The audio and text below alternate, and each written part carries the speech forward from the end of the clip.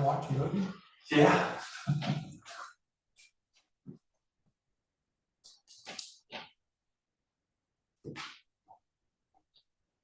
We're back in open session. Go to new business, continued labor agreement amendment. One thing to add to that, on the 3% increase, and it's not listed on the agenda, is to include administrative staff and battalion chiefs to receive that 3% increase as well.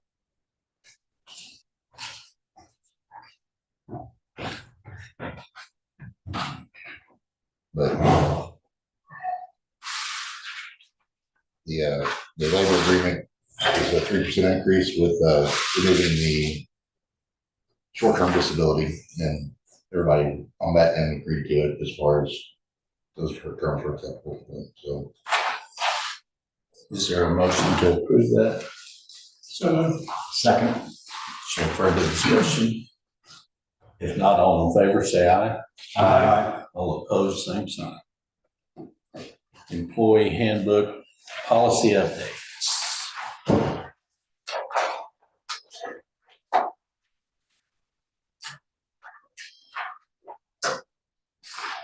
on page 14, it starts pay administration policy, and basically that's just updating it to reflect the 3% increase. Plus, I would like to, on the equipment manager, raise them up from the 80 cents to the $1.20. So he's on par with the rest of them.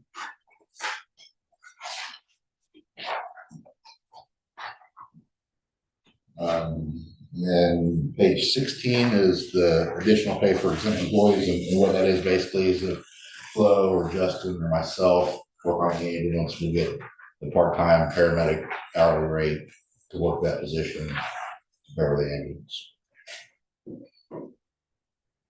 And then on page 17, I want to turn it over to Flo. You've got PowerPoint for you and some information. And all right. So 17 to 18 is a new position that we did budget for this year. It is a division chief of logistics. Basically, we need somebody that oversees our fleet manager, our supply manager, building maintenance, and equipment manager. And I got some slides here we're gonna go over. So basically, I wanna go and explain some numbers, why we came to the conclusion of making this position available, some communication problems that we're facing right now, and then the actual logistics things and the tasks that that person's gonna be performing. So this was the start, 2013, we ran about 4,000 calls. We had one station. We ran that, it was 4,000 calls with 4 trucks. We had 4 sets of equipment for each truck, which consists of a monitor at that point in time. And we didn't have any events. What else do we have? Pretty much monitors, all we had on this. that was it. Yeah, so we just had the monitors on those trucks and an IO gun, pretty much. And back then we had a supply manager, which also kind of was the equipment manager, and we had a fleet manager that kind of did the PMs on the trucks and kept track of mileages and things like that. So, so for last year, we're almost 11,000 calls. And this year we're gonna have 4 stations. Right now we're running 14 trucks. We run 8 full-time trucks. We have 14 trucks and 14 sets of equipment. And we included vents in those. We have all the pulses now. We have a lot more equipment than we used to have. So, and we have upgraded that to the supply manager. We still have them. We made an equipment officer spot. We did a fleet manager spot, which we continue to have, and we did a building maintenance management position. The problem that we're facing is that those guys, you know, with the increase in station call volume and everything else, they do most of that job while they're on duty for 48 hours. So with the increase in call volume and the stations, the additional trucks and the additional equipment, plus all the extra supplies that we have to order to manage those 11,000 calls and all the stations and everything.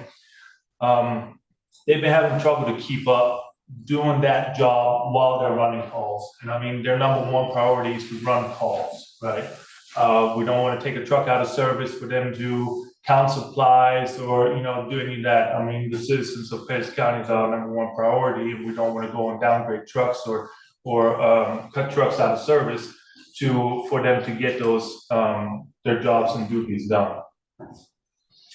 So number one thing is communication. That's one of the biggest problems. Right now, the managers report to myself and Roy primarily, but on weekends when we're not there, they depend on the battalion chiefs and the captains to pass on information of broken equipment, trucks that have to go into the shop, throughout the next week, and things like that.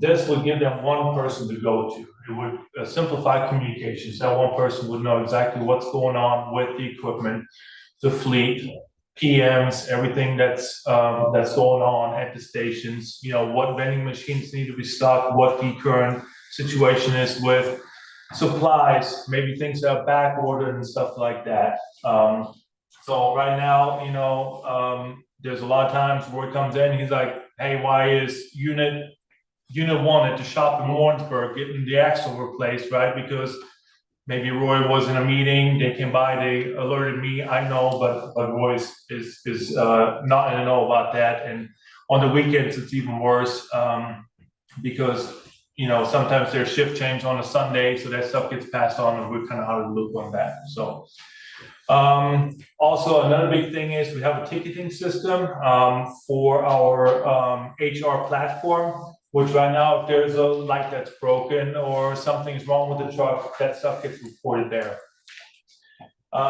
Everybody does it a little different. Some of those tickets, they get answered, but this would give a standard of answering the ticket, how we describe it, how they go about fixing the problems, and how the communication is given to the crews that actually reported the problem. Also, the scheduling, it will be a Monday through Friday schedule for them, which would mitigate some of the delays, especially in the fleet maintenance department, the fleet manager. He works 2 days a week. So if he works Monday, Tuesday, and the truck breaks down Wednesday, either they have to call him at home because he's not on duty, and he has to go and wheel phone calls while he's at home with his family or something like that, or it doesn't get reported till Sunday when he's back at shift. So that truck could have maybe already been scheduled and fixed and back in service, on Thursday or Friday. So it would kind of decrease that downtime of some of our fleet because of that. Order supplies and stock the machines, also Monday through Friday. Right now, Sharice is doing that, and she does a fantastic job. But again, she's only here 2 days a week. There's 4 days that if we run out of something, that supply, that medication, whatever it might be, does not get ordered till she comes back in. Yes, she does receive some emails at home of a critical low or something, but again, that requires her to answer her email on maybe a Saturday or Sunday while she's not at work, and go and, put in supply orders or travel from the lake area where she lives to come in extra to go and mitigate those problems. And that division chief could also provide coverage and manage for those managers on those trucks. So trying to find somebody that does fleet, that knows everything about trucks and does know everything about building maintenance, supplies, and everything else is going to be hard to find. All our managers do a great job right now. Jeff Roselle, he's our fleet maintenance manager. He does great, while he's here to check mileages and get trucks in for service. Sharice Bauer, she orders our medical equipment. Wesley, the young gentleman that was here earlier, he does our equipment maintenance. And then Bobby Sheever does our building maintenance manager. And they would still be able to, we had several years, last year we had several toilets that had to be replaced, right? Bobby is more than capable of doing that, and he did, but trying to replace the toilet while you're supposed to run ambulance calls is pretty difficult. So that division chief could cover that manager. That truck is still operational. You can still go on calls, and that manager can go and fix the problem, and get everything done, and do it right, and don't be pressured for time. And we don't have the downtime of the truck. So on the logistics, so for the supplies, basically, this position would help and do most of the stock and upkeep the vending machines. It's a big thing. We have those vending machines at every location. And we are buying some for Station 3, but somebody has to go out and stock those. Right now, BC's, Eric Myers has been doing a lot of that. But again, it takes away a lot of time from his job, you know, that he's supposed to be managing his crews, making sure that ambulance calls are getting answered in a timely manner, you know, looking at operations. And he spends a lot of time right now going around and stocking these vending machines. I think the vending machines have been a crucial part, you know, with expiration. It's helped a lot, you know, keeping track of expiration dates and making sure that stuff doesn't go out of date, and we have to throw it away. They would go and check par levels, adjust par levels, so we don't have too much overstock. And we don't want to waste any money on stuff that's expired. So that's another thing that they could maybe do some cost saving. Procurement and inventory of the medical supplies, organize the inventory. They can update the check sheets and operative IQ that is associated with the equipment, and recover possible loss due to improper rotation of supplies. They can keep an eye on that as well. On the fleet, their main thing on fleet will be schedule preventive maintenance and follow-up. Like I said, every so often we miss an appointment for an oil change or something else, just because we run ambulance calls, right? And crews are busy, truck doesn't make it in, so we lose our appointment. And then a lot of times, if Jeff isn't here until 2 or 3 days after the appointment, it doesn't get rescheduled either. So then we looking another week, 2 weeks of accrued mileage, and that oil change not getting done, or, you know, whatever else the preventive maintenance is. Schedule follow appointments quickly and decrease truck downtime, and use the software that we have right now to track all the fleet related parameters such as mileage, service times, warranties. A lot of times Katie does that right now. If something comes in, she scans all that stuff in, attaches it to the trucks and everything else. It takes a lot of time out of her days at times to keep up with that, and that would be one of their duties. As well as follow up on the crew tickets on the building maintenance sites by the suppliers. A lot of our managers do not have a credit card. I would hope that you guys would allow them to have a $500 spending limit.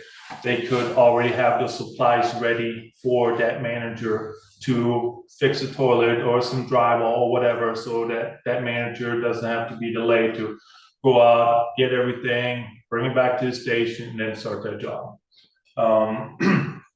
Schedule appointments for maintenance needed from outside sources, such as, you know, Roto-Rooter. When we had that problem, that could be all done with them, you know, on a timely manner. They're there 5 days a week, and they can follow up with appointments and anything else that we need. The other day we had the septic tank was full at Station 2, and we didn't know it, and so we had to do an emergency call and get that pumped. And that would have been maybe something, if we had logistics manager or something, they could have, you know, taken care of that. So they could create a maintenance schedule. Like I said, you know, with the septic tank, the oil sand separator, I know there's certain maintenance parameters that we should upkeep on. That will be something that they can do, and they can do it Monday through Friday. They could follow up on grass and ground maintenance. I ran into a problem myself. I had to make, I don't know, a dozen phone calls and still didn't have an answer about the guy that was cutting our grass at Windsor. And it was getting long. I was seeing tigers in the backyards because the grass got so long, but I could never get nobody there. At one point in time, it would be something even to look in.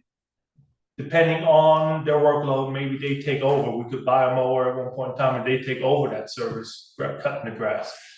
another idea maybe down the road. And the last thing, they could help with winter preparedness, getting the salt melt, the ice melt right now. Make sure we get it out to the stations, making sure that our ranger is good, has a snowplow attached, everything like that. They can also come in, since there is a salary position, maybe on a Saturday or Sunday when we know some winter storms, and help with snow removal at those particular stations, which now falls again on the battalion chiefs to make sure everything gets salted and cleared. On the equipment side, like I said, preventative maintenance schedules, they can make sure they keep track of that. They can track our equipment. They can work with RFID tags, which is something that I want to grow in our OptiFi2 software that we already have. They can, one thing as well is maybe have them attend a preventive maintenance course. There's, I know Stryker has one for our cots and our power load system, and maybe we can start doing some of that stuff in-house and repair some of our own things in-house and buy our parts and don't have to pay $100 or $200 an hour, you know, maintenance costs to maybe get some of those things repaired and do the preventive maintenance. Also, schedule and help with loaner programs. A lot of times our pumps and some other equipment, we get loaners sent to us, and then we send our equipment back, and so there's a big exchange. Sometimes that goes over a month. You know, we send 2 in, they send us 2 loaners. Once they're done, they send us 2, and we kind of keep doing that. Again, Wesley, he's only here 2 days a week, so if that stuff comes in on Thursday, he's not at work, that stuff sits basically now until he's back at work and can take care of that loaner stuff. And so it draws out a lot of times the maintenance and the preventive stuff that we need to keep our stuff in good working condition. And they can also help with new implementation of products, training, and replacement of products that may be getting old. There's always something new, you know, new laryngoscopes, new video stuff coming out. They can go and look at that and see maybe what we can replace, kind of do a replacement schedule, just like we have with the ambulances and stuff like that. So, but that is pretty much it. If anybody has any questions, I'm more than happy to answer. I'm gonna jump in before Kim. What's that? Yes, I'm gonna jump in before Kim. Make it quick, I don't want to forget. Okay, go ahead, Nate. Go ahead. Oh, you were serious, you. Oh, yes. Bottom line, is the bang worth the bucks? I think so. Just with, you know, stuff that we can save on probably ordering less, having less expired, downtime on trucks, keeping up with the schedule, I think it is going to be worth that position. You know, I mean, we have some of our some of those managers, they're allowed to create some overtime, right? This should eliminate the overtime Yes. from the Yes, other. sir. Yes, sir, it will. So That's what I like, was getting at. yes, sir. Sharice, you know, Sharice, if there's a big shipment that comes in, you know, sometimes we get a whole pallet of stuff. So there's no way she can go and get all that stuff checked into the system. So she stays a day after 8 hours sometimes. Sometimes she comes in the day before 8 hours or something like that. And yeah, it would scratch all that overtime for those managers. Yes, sir.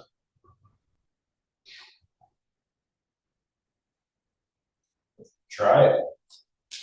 I think there's also some other miscellaneous tasks that are shared by Flo and I that would be better for them, because they could actually put their focus on that and not, and that's just kind of one of those things where it's, you know, we're doing this, but we gotta stop and back over here and do this. And if we take that attention away, if we have somebody that pays attention to that, I think it's gonna be a lot more efficient and a lot better than what it has been. I mean, because when we start talking about, you know, the tracking of narcotics, that person can do that. The Kim back stuff out at Station 2, they can take care of that. What vehicle would you be? So right now we have the Dodge pickup truck stuff. They can utilize it to, you know, get equipment from one station to another, from headquarters, stuff like that. Maybe something that we could look into is maybe getting a camper shell for the back. It would just keep the equipment out of the rain if they have to move some bigger boxes. Right now, we have a tonneau cover, but I figure we'll cross that bridge once. Well, we're not gonna put in an FTE and a new tile then. No, sir. Okay. No. We got a brand new tile, new transmission, new engine. I mean, that thing is brand new.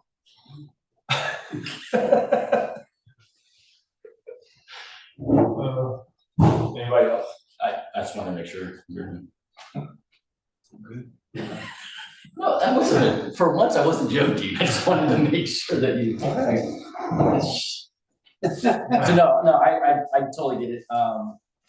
Where you're going with this, sometimes quantitative versus qualitative gain is hard to measure. So it obviously makes sense if it's alleviating you all from having to do some of the stuff, especially you were referring, to Roto-Rooter, and I mean, how many times have you had to follow up on, questions that people here ask you? And so no, I can definitely see how that would help out. The only questions I would have is, so we already budgeted. You said we had previously budgeted. I just wanted to verify that. Yes, sir. And then also, do we foresee, obviously moving forward, that our projections for tax revenues and revenues for services and stuff will obviously stay consistent enough to continue to pay for this position, would be my only other question. I believe it will, Crystal ball's good shoes. yeah, I mean, as it stands, yes. Now, I mean, I don't know what the future years hold for us, Right. and catastrophes that could happen, but I as it stands, the way things have been, yeah. Yeah, obviously we can't predict the future, but I just meant, just looking at, or like a 5-year plan, is there anything that, I just don't want to get in a situation where there's things that we need and then like, wow, we really wish we would have had that. Again, I understand the need for this position and what it can bring. I just want to make sure we don't run into that position 5 years from now, based off of the plan that we already have, not anything that can be unforeseen, obviously, but. I think as long as everything stays the way it has, yeah, I think we're good. Okay.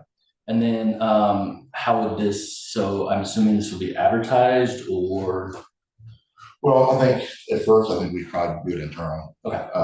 And see what happens. I mean, if no takers internally, then yeah, we'll go out, but I'd like to give these guys and gals an opportunity to.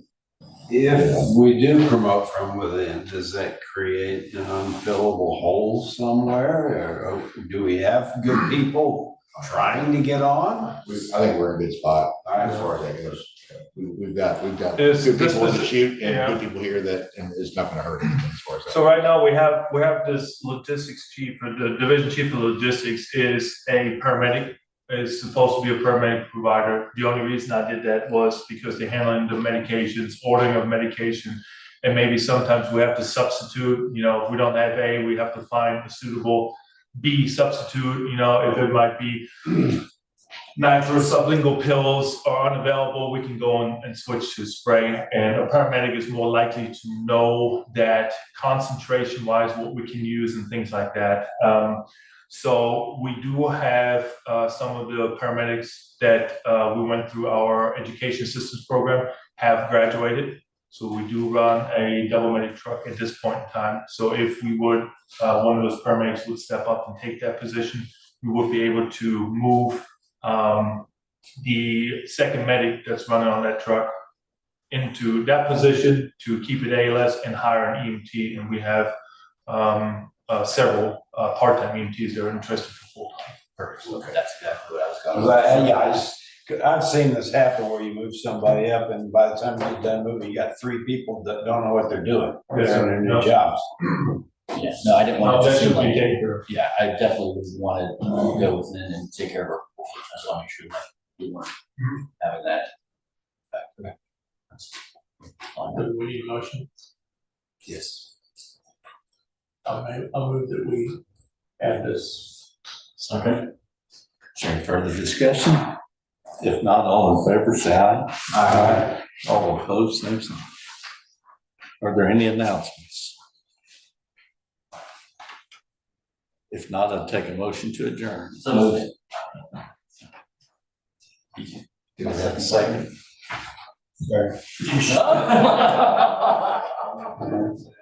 Aye.